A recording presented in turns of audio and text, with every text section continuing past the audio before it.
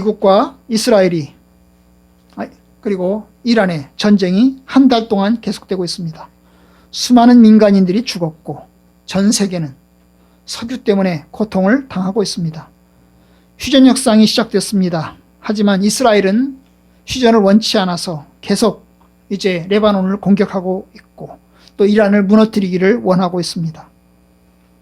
이제 미국이 이란을 무너뜨리기 위해서 전쟁을 시작했지만 성공하지 못했습니다. 이란은 죽기 살기로 싸우면서 호르문즈 해협을 봉쇄하고 그러면서 이제 많은 희생을 입었지만 여전히 정권은 긴장하고 있습니다. 이번 전쟁에서 승리자는 이란인 것 같습니다. 시작은 이스라엘이 미국 트럼프에게 설득을 한 것이 아마 시작된 것이라고 봅니다. 단시간에 이란을 무너뜨릴 수 있다. 정권을 박살내면 정권이 무너질 것이고 민주화도 일어날 것이고 이렇게 해서 우리가 이길 수 있다. 그렇게 해서 공격이 시작되었다고 합니다. 그런데 계획은 성공하지 못했습니다. 오히려 이란의 권력은 강화되었고 또 이란의 힘만 더 키워준 꼴이 되고 말았습니다. 이번 전쟁을 보면서 우리가 몇 가지를 생각합니다. 첫 번째는 세상은 힘의 논리로 움직이고 있다는 것입니다. 여러분, 세상은 무슨 것을 움직인다고요? 힘의 논리, 전쟁의 논리로 움직입니다. 여러분, 세상은 강해야 삽니다. 강해야 살아요. 약하면 죽습니다. 강한 사람이 또 먼저 공격을 해야 됩니다. 힘이 평화를 만들어낸다고 생각하는 것입니다. 힘을 가져야 그 힘으로 평화를 만들 수 있다고 생각하는 것입니다. 이것이 전쟁의 논리입니다. 그런데 이것이 이 전쟁에 나타났어요. 여러분 아시는 대로 공격은 약소국이 공격한 것이 아닙니다. 강대국이 공격을 했어요. 미국이 강대국이잖아요. 무역 관세에서 가장 최고의 강대국이고 또 전쟁 무기에 있어서 가장 최고의 강대국입니다. 그런데 이 강대국인 이 미국이 전쟁을 시작을 했습니다. 이 강대국인 미국이 동맹을 더 무시하고 또한 동맹을 협박하고 더 관세를 내라고 그렇게 이야기도 합니다. 얼마나 독단적인 줄 모릅니다. 여러분, 이번 전쟁에서 안전보장이사회, 유엔이죠. 유엔 안전보장이사회는 큰 힘을 발휘하지 못했어요. 사실 안전보장이사회라고 하는 게 뭡니까? 세계 안전을 책임지고 있는 국제기구입니다. 그런데 이 세계의 안전을 책임지고 있는 국제기구인 유엔, 그 유엔 안에서 안전보장이사회의 상임이사국 중에 하나가 미국인데 원래 사실은 이 뭡니까? 다른 나라끼리 전쟁이 생기면 너네들 싸우지 마. 전쟁 말려야 되는 사람들이 이 안전보장이사회에 있는 나라인데 오히려 그 나라가 전쟁을 일으켰어요. 여러분, 이 러시아가 저 동구 유럽파를 공격해가지고 전쟁하는 것도 마찬가지고 이번 전쟁도 마찬가지입니다. 여러분, 세계 질서에서 주도적인 역할을 감당해야 되는 나라가 결국 전쟁을 먼저 일으킨 것입니다. 여러분, 이것이 뭘까요? 바로 힘의 논리입니다. 힘의 논리입니다. 미국은 9.11 테러를 경험했습니다. 그래서 이제 9.11 테러를 경험한 이후부터 중동 지역의 무장 세력을 격파하기를 원합니다. 그리고 중동 지역의 그 무장 세력이 커지는 것을 막고 있습니다. 특별히 이란의 핵 개발을 미국이 크게 우려하고 있습니다. 그래서 핵 문제로 미국과 이란이 협상하고 있었습니다. 그런데 협상 중에 전쟁을 일으켜서 공격을 했던 것입니다. 여러분, 이번 전쟁 국가, 전범 국가가 어디일까요? 바로 미국과 이스라엘입니다.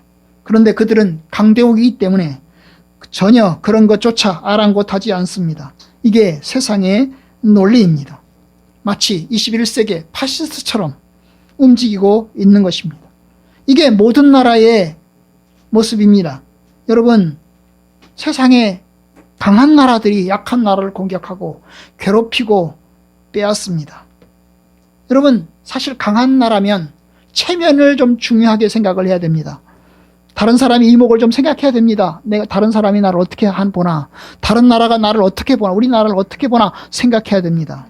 그래서 조심조심 행동해야 되는 것입니다. 만약에 괴롭히고 싶으면 안 보이게 조용히 괴롭혀야 되는 것입니다. 그런데 여러분, 다른 사람 이목도, 다른 나라의 그 모습도 전혀 고려치 않고 그냥 노골적으로 독단적으로 행동했던 것입니다. 눈치도 안 보고 공격했어요. 여러분, 이게 힘의 논리인 것입니다. 힘의 논리입니다. 그런데 여러분, 예수님께서는 이 말씀을 가지고 딱 빗대어서 이야기한 것이 있어요. 그것이 오늘 읽었던 마태복음 20장 25절입니다. 예수께서 그 제자들을 불러다가 이르시되 이방의 집권자들이 그들을 임의로 주관하고 그 고관들이 그들에게 권세를 부리는 줄 너희가 알거니와. 여러분, 예수님 당시 이스라엘은 로마의 지배를 받았습니다. 여러분, 로마 제국, 아니 그 이전부터 이스라엘 백성들은 여러 나라로 괴롭힘을 받았어요. 아시리아로부터, 그리고 페르시아로부터, 그리고 그리스로부터, 그리고 로마에 이르기까지 수백 년 동안 고통을 당했습니다. 이 강대국들이 쳐들어와서 사람들을 잡아갔어요. 그리고 죽이고 노예를 삼고 포악을 행했습니다. 예루살렘 성전에 쳐들어와서 예루살렘 성전을 박살내고 하나님께 예배드리는 것조차 막았던 것입니다. 여러분, 사람들을 폭도로 생각했던 것입니다. 예수님 말씀에 이런 이야기가 나옵니다. 어떤 갈릴리 사람들이 예루살렘 성전에 와서 예배를 드리다가 여러분 죽은 적이 있습니다. 아니, 그 사람들은 예배 드리러 온 사람들입니다. 저 멀리 갈릴리에서 예루살렘 성전에 예배 드리러 온 순례자들입니다. 그런데 예배 드리러 온 순례자들인데 성전에서 맞아 죽었어요. 누가 죽였을까요? 바로 로마군입니다. 로마군이 예루살렘 성전에 남입해가지고 이 예배 드리는 순례자들을 죽인 것입니다. 뭘로 오인했을까요? 그들을 폭도들로 오인한 것입니다. 그렇게 해서 아무런 이유 없이 쳐 죽였습니다. 그래서 그 당시 이스라엘 사람들은 로마 군인들을 보면 두려워했고 눈치를 봐야만 했습니다. 여러분, 이게 힘의 논리 앞에 서 있는 약자들의 모습입니다. 힘의 논리는 국가 간에뿐만 아니라 국내에서도 똑같이 적용이 됩니다. 여러분, 우리가 재판을 볼 때 쓰는 말들이 있습니다. 유전, 무죄, 무전, 유죄. 이거 뭡니까? 돈이 있는 사람은 재판에서 무죄 판결을 받고 돈 없는 사람은 재판에서 유죄 판결을 받는다는 것입니다. 유권 무죄, 무권 유죄. 여러분, 권세가 있는 사람은, 힘이 있는 사람은 재판에서 무죄 판결을 받고 힘없는 사람은 재판에서 유죄 판결을 받습니다. 여러분, 재판은 가장 정의로워야 됩니다. 누구 편도 들어서는 안 됩니다. 그냥 공정하게 재판을 해야 합니다. 그런데 공정하지 못합니다. 그래서 전관예우라는 걸 합니다. 전관예우가 뭔가요? 검사 출신이, 판사 출신이 나와서 변호사가 되는 것입니다. 판사 출신이 이제 검사 출신이 나와서 변호사가 되는데 그 변호사가 이 검사 출신이니까, 판사 출신이니까 뭡니까? 이제 전관, 힘이 있었던, 옛날에 힘이 있던 거지요. 그 힘을 가지고 재판에 영향력을 행사하는 것입니다. 결국 정의로워야 하는 법정이 정의롭지 못한 거예요. 이게 힘의 논리가 작용하는 세계입니다. 그렇기 때문에 성경의 전도서에서 어느 지방에서든지 빈민을 학대하는 것과 정의와 공의를 짓밟는 것을 우리가 보게 됩니다. 여러분, 어느 지방에서든지 빈민을 학대하는 일이 있다는 거죠. 힘없는 사람은 학대를 당한다는 것입니다. 고통을 당한다는 거예요. 그게 세상의 모습인 거예요. 그게 지금만 그런 게 아니고 지금부터 수천 년 전부터 계속되어 온 일인 것입니다. 정의와 공의를 짓밟는 것을 볼지라도 그것을 이상하게 보지 마라. 왜냐? 정의와 공의가 짓밟히는 일들이 여기저기에 비일비재하다, 그 말입니다.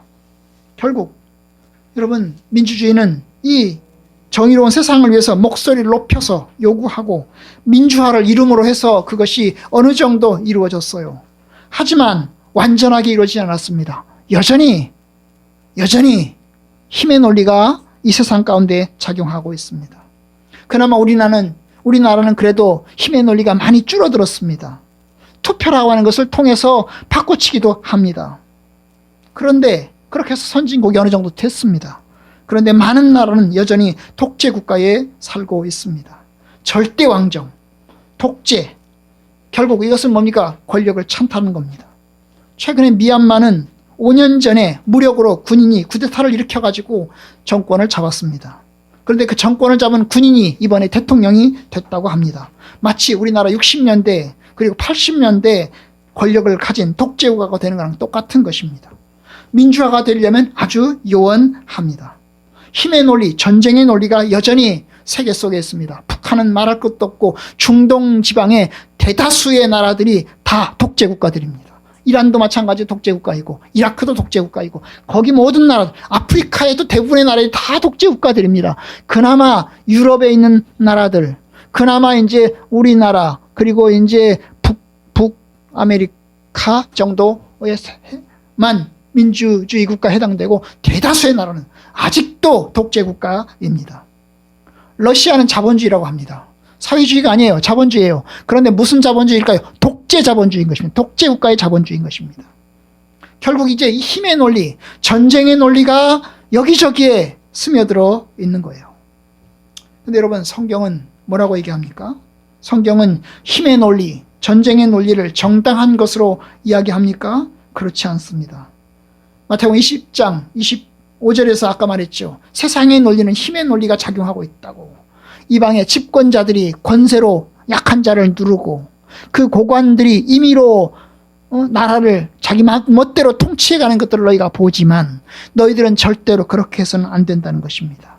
너희 중에는 그렇지 않아야 하리니 너희 중에 누구든지 크고자 하는 자는 너희를 섬기는 자가 되고 너희 중에 누구든지 으뜸이 되고자 하는 자는 너희의 종이 되어야 하리라.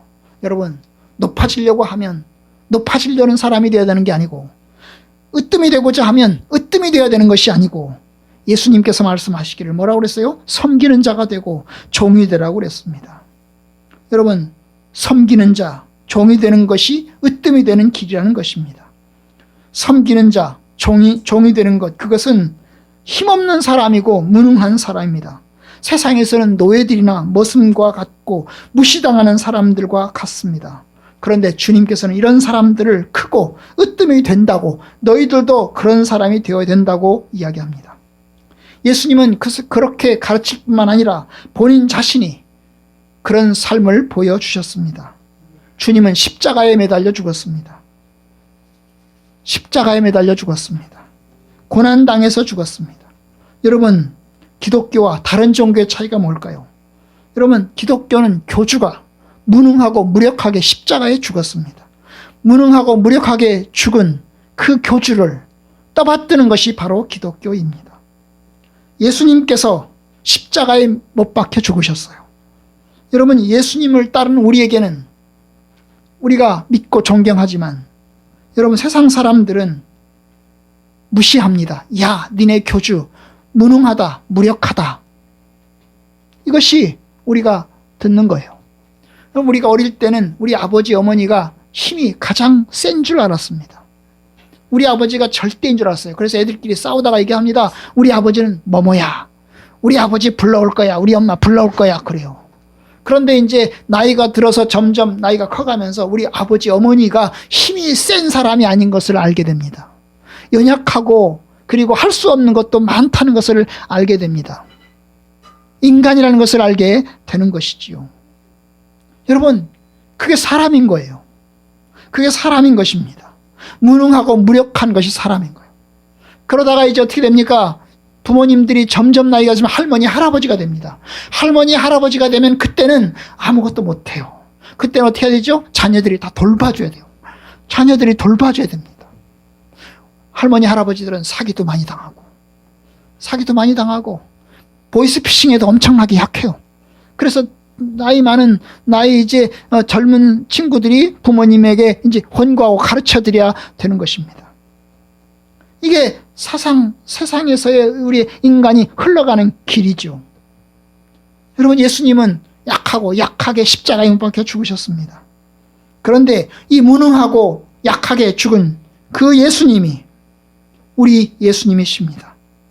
예수님은 너희들이 강해져야 된다.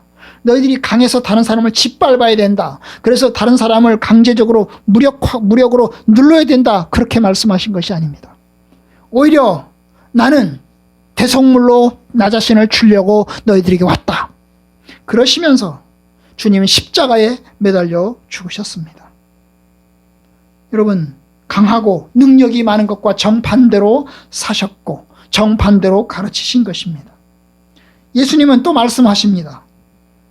화평하게 하는 자는 복이 있나니 그들이 하나님의 아들이라 일컬음을 받을 것이며. 여러분, 화평하게 하는 자, 단순히 싸움을 피하는 사람이 아닙니다. 오히려 평화를 만들어내는 사람입니다. 근데 어떻게 평화를 만들까요? 평화를 만드는 방법은 힘으로 만들까요? 힘이 강해지면 평화가 이루어질 수 있습니까? 여러분, 힘으로 이루어지는 평화는 참된 평화가 아닙니다. 그 옛날 쓰던 용어가 있습니다. 팍스 로마나, 로마의 평화입니다. 로마의 평화는 뭘까요? 힘으로, 무력으로 만들어낸 평화입니다. 로마는 강대 세계 제국이었습니다.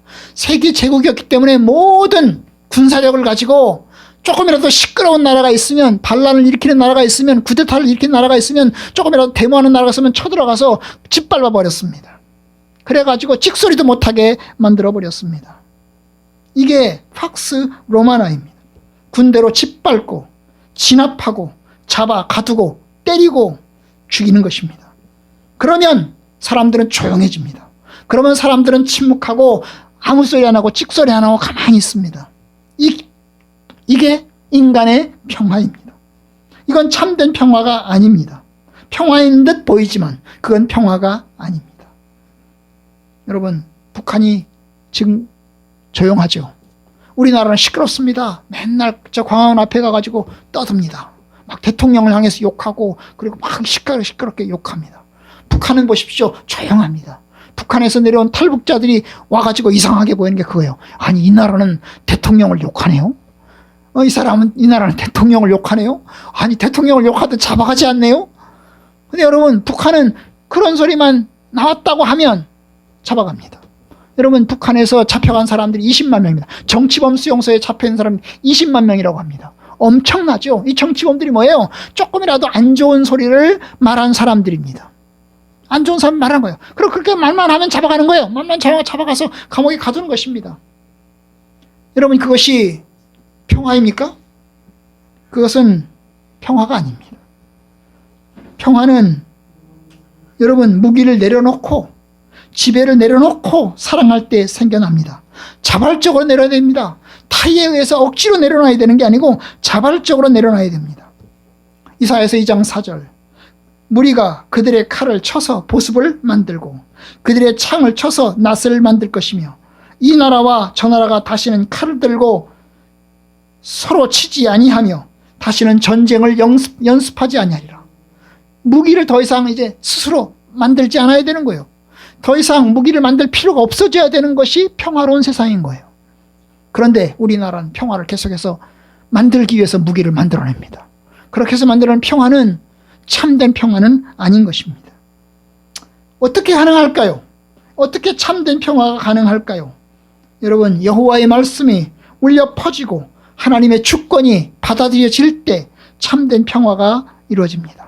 하나님의 뜻을 알고 하나님의 통치의미를 알고 더 이상 전쟁이 필요 없다는 것을 알 때에 참된 평화가 이루어지는 것입니다. 여러분, 전쟁이 왜 반복될까요? 세상은 지금까지 계속 전쟁이 있어 왔습니다. 고대로부터 지금까지 계속해서 전쟁이 반복되고 있습니다. 수많은 제국주의들이 생겨났고 수많은 사람들이 고통당했고 수많은 사람들이 죽어갔습니다. 그래도 전쟁은 계속됩니다. 21세기에 있는 지금도 계속해서 전쟁이 계속됩니다. 전쟁을 일으키는 나라들은 나름대로 이유가 있을 것입니다. 국가 안보를 위해서, 그리고 생존을 위해서, 정의를 위해서 전쟁을 일으킨다고 합니다. 우리 자신을 지키기 위해서 전쟁을 해야 되고, 우리가 살기 위해서 전쟁을 해야 되고, 우리가 정의를 만들기 위해서 전쟁을 해야 된다고 말하는 것입니다. 그런데 여러분, 다 그걸 소망합니다. 미국도, 이란도 국가 안보를 소중히 여기고 생존을 소중히 여기고 정의를 소중히 여깁니다. 그런데 여러분, 그렇게 해서 전쟁이 일어나면 싸울 수밖에 없습니다. 그런데 여러분, 전쟁의 진짜 이유는 뭘까요? 전쟁의 진짜 이유는 욕심입니다. 통치자의 욕심, 국가의 욕심입니다. 너희 중에 싸움이 어디서부터 나느냐? 너희 욕심으로부터 나는 것이 아니냐? 야고보서 4장 2절에서 말씀하신 것처럼 싸움이 왜 생깁니까? 바로 욕심 때문에 생기는 거예요. 욕심이 전쟁을 일으키는 것입니다. 통치자의 욕심이 독재를 만들고 통치자의 욕심이 전쟁을 일으키고 국가의 욕심이, 국가의 이기주의죠. 국가의 이기주의가 전쟁을 불러 일으키는 겁니다. 통치자의 욕심은 개인의 욕심이기도 하지만 구조적인 욕심, 국가의 욕심이기도 합니다. 국가의 욕심이 뭘까요? 국가의 욕심은 강해지려고 하는 것입니다. 이걸 패권심리라고 합니다. 패권심리, 어느 나라보다 우리가 강대국이 되어야 된다는 거예요. 그래서 그것의 신무기로 나타납니다. 신무기를 만들고 그리고 국방으로 그리고 튼튼하고 그 힘으로 침략하기도 합니다. 세상은 전쟁을 통해서 자기 국가가 절대적이라는 것을, 자기 국가가 강력하다는 것을 나타내려고 합니다. 그런데 여러분, 이것은 참된 해결책이 되지 못합니다. 왜냐하면 밟힌 나라는, 침략을 당한 나라는 복수심에 칼을 갈고 전쟁 무기를 만드는 데 올인하고 기회를 엿보아 공격합니다. 결국 전쟁이 끝이 없는 겁니다. 예수님은 자기를 죽이려고 하는 유대인들 앞에서 자기를 맡기시고 내놓으셨습니다. 그는 십자가 죽음에 자기 자신을 내어 맡기셨습니다. 자기 자신의 힘과 자기 자신의 하나님 나라의 그 권세를 내려놓으셨습니다. 그 원수를 죽이고 그리고 그 원수에게 복수하는 것이 아니고 오히려 질밥히는 대로 그냥 질밥힘을 받으셔서 십자가의 길에서 죽으셨어요. 인자에 온 것은 섬김을 받으려 함이 아니요 섬기려 하고 자기 목숨을 많은 사람의 대속물로 주려 함이니라. 여러분, 전쟁의 고리를 어떻게 끊어야 될까요?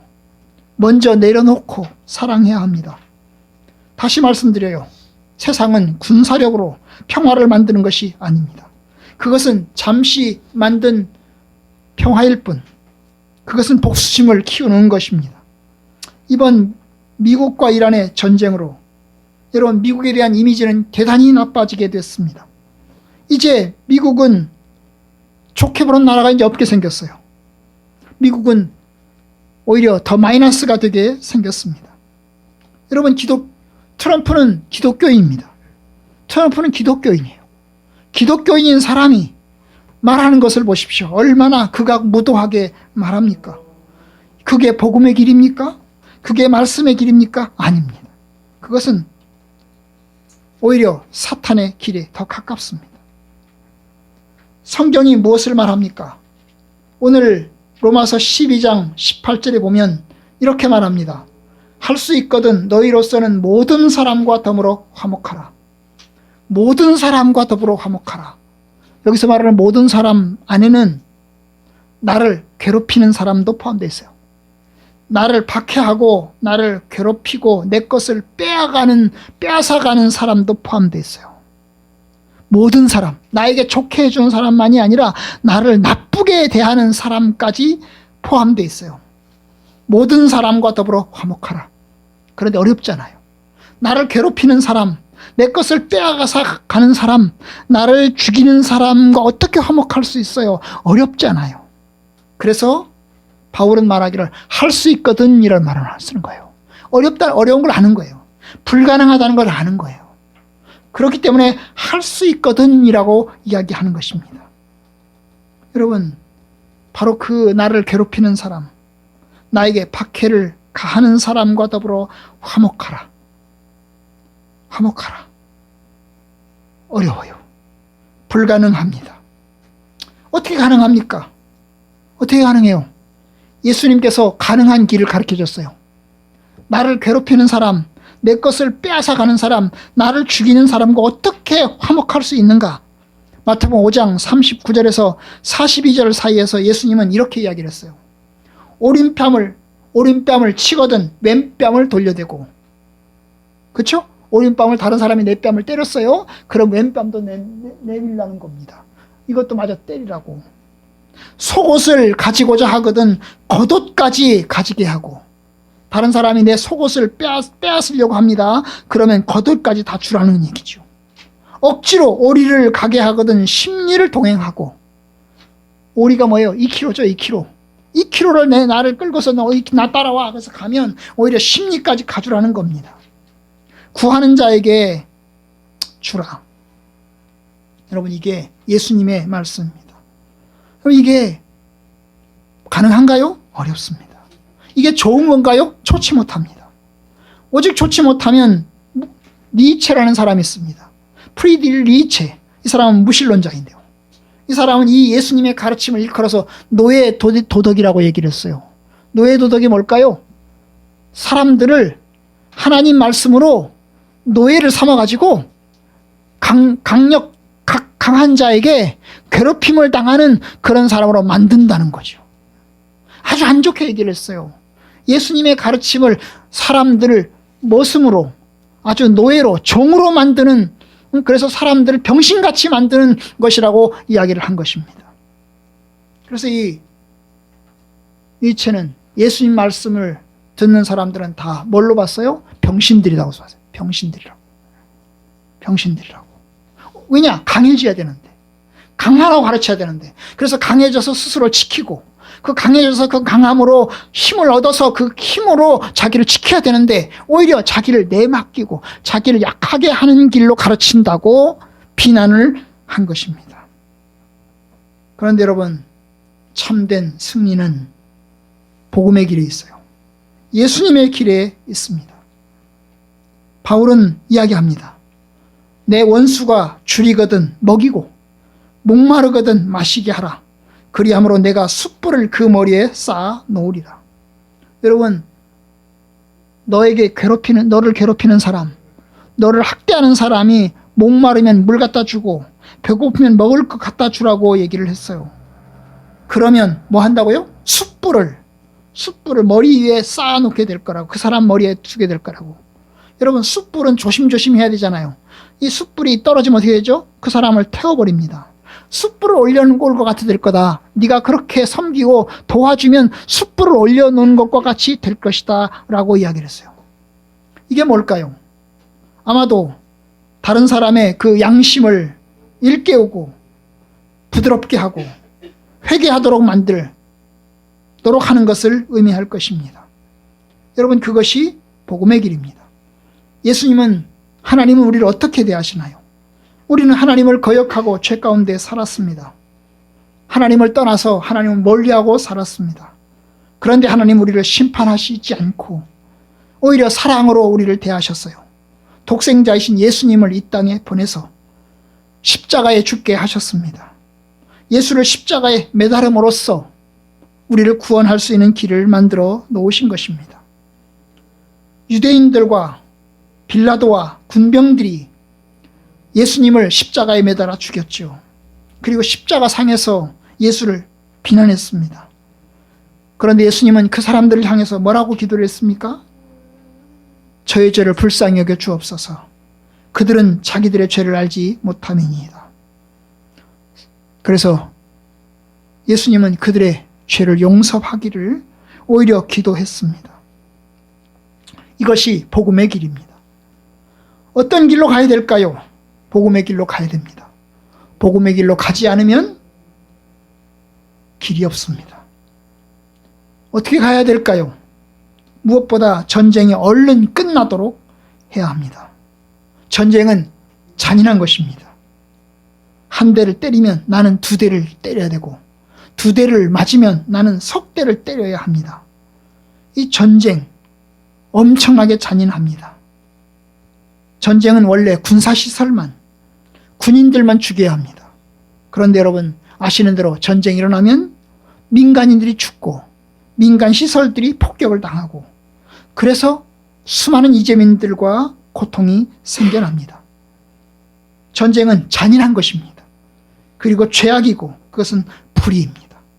속히 끝나도록 기도해야 합니다. 잘잘못 따지는 것도 중요합니다만은 여러분, 전쟁이 속히 끝나는 것이 더 중요합니다. 그래서 우리는 전쟁이 속히 끝나도록 기도해야 합니다. 얼른 끝나도록 기도해야 합니다. 속히 끝나기를 원합니다. 그리고 또한 어떻게 됩니까? 평화를 만드는 사람이 되어야 합니다. 주님의 말씀이 뭡니까? 아까 말씀드린 대로 할 수 있거든 모든 사람과 화목하라고 얘기를 했어요. 쉽지 않습니다. 어떻게 모든 사람과 화목할 수 있을까요? 어렵습니다. 불가능합니다. 그런데 주님 말씀하십니다. 모든 사람과 더불어 화목하라. 예수님을 믿는 사람들은, 하나님을 경외하는 사람들은 화목하는 길로 가야 합니다. 우리가 더 많이 기도될 것이 미국의 트럼프일 것입니다. 트럼프가 기독교인이잖아요.